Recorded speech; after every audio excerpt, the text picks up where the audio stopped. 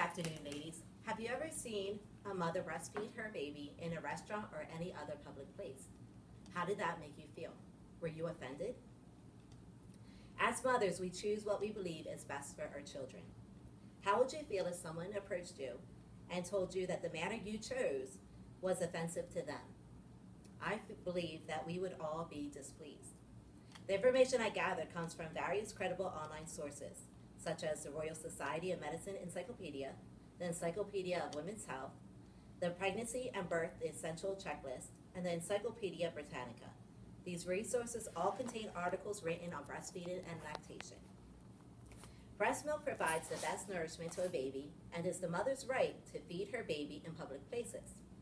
During our time together, I will discuss the benefits, the problems, and the legal rights associated with mothers who breastfeed. A better understanding on this issue will help bring acceptance to the idea of breastfeeding. My first point will be the benefits of breast milk. Breast milk is the best for the baby's digestive system. It has a bountiful supply of nutrients, a nutritional balance of protein, sugar, and fat. Exactly what the baby needs, making it easy to digest. Breast milk also boosts the baby's immune system.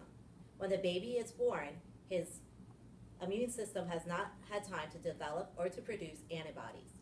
The baby ingests the maternal antibodies through breast milk, aiding him to fight infections and illnesses. Breastfeeding helps build a strong emotional bond between the mother and child through the mother cradling and feeling her baby against her bare chest. My second point is the problems that occur with breastfeeding. Improper latch-on can cause extra stress for both mom and the baby, and most mothers give up on the idea of breastfeeding. It could result in pain and soreness to the nipple and a low milk supply for the baby to fully benefit. Proper latch-on is the key to successful breastfeeding. Engorgement of the breast is when they are overfilled with milk. This can cause extreme discomfort for the mother. The baby may struggle to feed on engorged breast. Frequent feedings or releasing milk can offer relief to encouragement for breastfeeding. They will provide information on mastitis, which are red-hot streaks on breast, engorgement, blocked milk ducts, milk shortages, and sore nipples to help the mother and baby to have a more pleasant experience. The lactation counselors is a great resource to go to when you are having troubles with breastfeeding. Now my last point. Breastfeeding in public is legal in all 50 states. A mother should know that it is her privilege to nurse her baby without having to cover up or to go to a private room. When mothers are discriminated against for feeding their babies in public, they can reach out to breastfeeding advocate groups. It is also the mother's right to be able to express her milk at work and to be excluded from jury duty while she is nursing. First Right and NAB, National Alliance of Breastfeeding Advocacy, both take discrimination seriously. They advocate on both the state and federal levels. Nursing your baby is not just your right, but a blessing. Be confident in what God has designed, for it is a unique and beautiful process. God designed the female breast to lactate after suckling begins. I'm going to tell you a story of where a baby was born, and right after the birth, the mother passed away. The grandmother was 60 years old.